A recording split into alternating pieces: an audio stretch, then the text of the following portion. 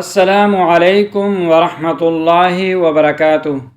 زما محترم و عزتمندو، قرآن کریم کی چکم صورت منگا روزانہ پخپل منزنو کی وایو او په غیر د دې د ویلونه زمونږ مز نامکمل دی او د الله جل جلاله خپل عظیم کتاب شروع هم دغه صورت نه کړی ده. هغه د سوره فاتحه دا یو معمولی صورت نه دی، بلکې د قرآن کریم خلاصه او د تمام آسمانی کتابونو نچوړ دی او د الله جل جلاله د طرف نه یو عظیم تحفه ده. نن موږ په دې درس کې دغه صورت فضیلت او د هغې اسرار او د احادیث نبویو پرانا کې د هغې برکاتو باندې موږ تفصیلی خبره کوو. سوره فاتحه متعدد مبارک نومونه دي او هر یو نوم د هغې نه څه نه څه خصوصیت ظاهریږي او د هغې یو نوم دی الشفا، یعنی شفا ورکولو والا. په دغه صورت کې روحانی او جسمانی هر قسمه بیماریانو علاج شته. او بل نوم دی فاتحة الکتاب، ځکه قرآن کریم ابتدا هم د دینه شوی ده او د دینه په غیر قرآن کریم تلاوت شروع کېدل دا نوی، بلکې د قرآن کریم د کامل کېدلو لپاره هم د دې په سر کې به تلاوت خامخا کې. د دغه نومونو نه دا اندازه لګي چې دا صورت څومره د عظمت والا دی. راځئ چې د احادیث مبارکو طرف ته رجوع کو، د هغې فضیلت حقیقي وپیژنو. احادیث مبارک د دې فضیلت په باره کې ډیر راغلی دي. راځئ چې د یو څو روایاتو نه ځان خبر کو. حدیث صحیح مسلم کی موجود دی، په هغې کې د الله جل جلاله ارشاد دی چې زما بنده سوره فاتحه په خپل مانځه کې وایي. دا زما او د بنده په مابین کې په دوو حصو کې تقسیم ده. راځئ چې دا حدیث په غور سره واورو. کله چې بنده مونځ ته ودرېږي او دی وایي الحمدلله رب العالمین، الله جل جلاله فرمایي چې حمدنی عبدی، زما بنده زما حمد بیان کو. چې کله بنده وایي الرحمن الرحیم، نو الله جل جلاله فرمایي اثنا علی عبدی، یعنی زما بنده زما تعریف بیان کو.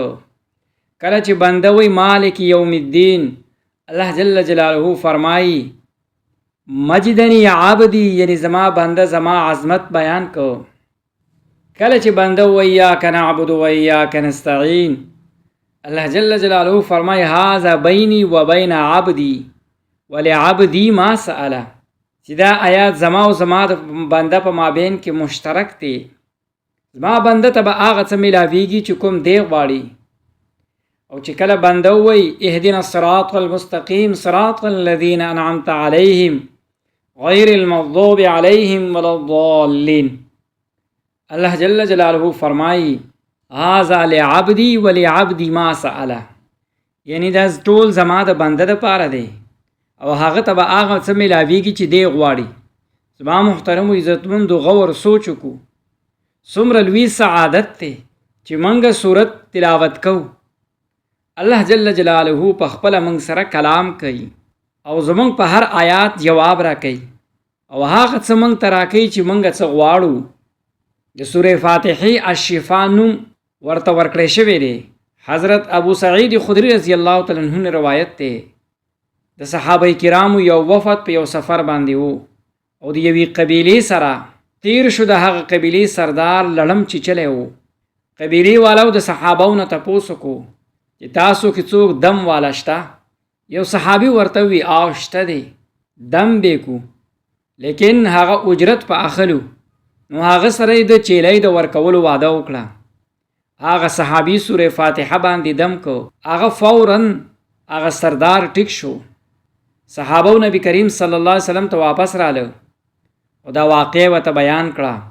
پیغمبر علیه الصلاۃ والسلام وفرمایل یعنی تاسو ته څه پته وه چې سوره فاتحه دم دی او بیا د هغه چیلو د تقسیمولو حکم یې وکړو. وی فرمایل چې ما لپاره پکې هم حصه وکئ. دی واقع نه دا خبره عملي طور باندې ثابتېږي چې سوره فاتحه جسمانی امراضو لپاره د شفا ذریعه ده، په شرط د دې چې اخلاص او یقین سره ولوستلی شي. سنن دارمی کې د نبی کریم صلی الله علیه وسلم ارشاد دی فاتحة الکتابی، شفاء من کل داء. سوره فاتحه د هر بیماری شفا ده. علما کرام او اولیاء الله په مجرباتو کې دا راغلي دي چې څه سخت مشکلات، پریشانی، قرض یا څه حاجت وي نو سل پیری د سوره فاتحه ووایي، د الله نه دعا وکړي.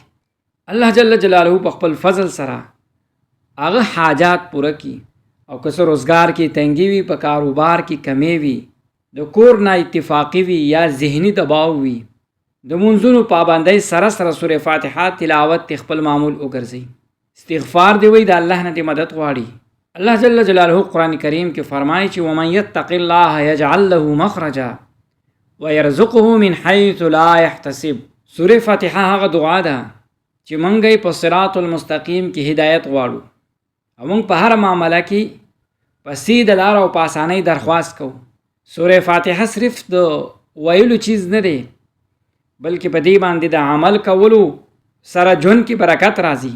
که څوک خپل کور کې روزانه سوره فاتحه او آیات کرسی تلاوت کوي، پیغمبر علیه الصلاۃ والسلام فرمان دی چې په دغه کور کې به نه جنات، نه بد نظر او نه نور داسې بری چیز اثرات ظاهریږي، بلکې دغه کور کې به امن سکون راځي. او د ماشومانو د ذهانت او د تعلیم دپاره والدینو له پکار دي چې په خپله قرآن کریم تلاوت کوي او ماشومانو ته د سوره فاتحې معنی زده کړي او هغې دپاره دعا کوي. په دې صورت کې د الله جل جلاله نه هدایت غوښتلی شوی دی چې کوم کس د هدایت طالب وي د هغه په علم کې به الله جل جلاله برکت اچي. څوک سوره فاتحه ځان پوي کې ولولي، دته به دا احساس کېږي چې دی د الله بنده دی، د هغه حمد او ثنا وي، د هغه عظمت بیانوي او صرف د هغه نه به مدد غواړي. دې سره سره په زړه کې انکساري تواضع، الله سره محبت پیدا کېږي او اخلاق ورسره ښه کېږي. نو محترمو عزتمندو، موږ له دا پکار دي چې زموږ د ژوند هر اړخ، که هغه عبادت وي، که معیشت وي، که کور وي، که صحت وي، چې سوره فاتحې په برکت سره موږ ښایسته کړو او په شرط د دې چې باقاعدګي سره، تدبر سره او په اخلاص سره یې ولولو. احادیثو مبارکو په رڼا کې موږ ولوستل سوره فاتحه محض یو صورت نه دی، بلکې د الله او د الله د بنده په مابین کې د ژوند مکالمه ده او په خپل مین کې خبرې دي. دا د شفا یوه نسخه ده، د مشکلاتو حل دی او د هدایت رڼا ده. پیغمبر علیه الصلاۃ والسلام د دې په فضیلت کې واضح وفرمایل. صحابه کرامو په عمل وکړو، علما کرامو د هغې د برکات خپل ژوند کې راوستل. زمونږ د پاره ذمہواري دا ده چې دا صورت محض موږ په زبان سره ونه وایو، بلکې معنی باندې ځان پوی کړو، په هغې باندې عمل وکړو، د هغې د برکاتو نه په دنیا او په آخرت کې خپل ژوند ښایسته کړو، کوشش وکړو او د الله تعالی نه دعا وکړو چې د سورې فاتحې د پوهېدلو او د ویلو، په هغې باندې د عمل کولو او د هغې د فیوزاتو او د برکاتو نه پر پوره فایده اخیستلو توفیق دی الله را نصیب کی. زمونږ په زړونو کې نورې هدایت سره منور کی، زمونږ مشکلات تی آسان کی او موږ ته د صراط مستقیم باندې قایم وساتي. آمین.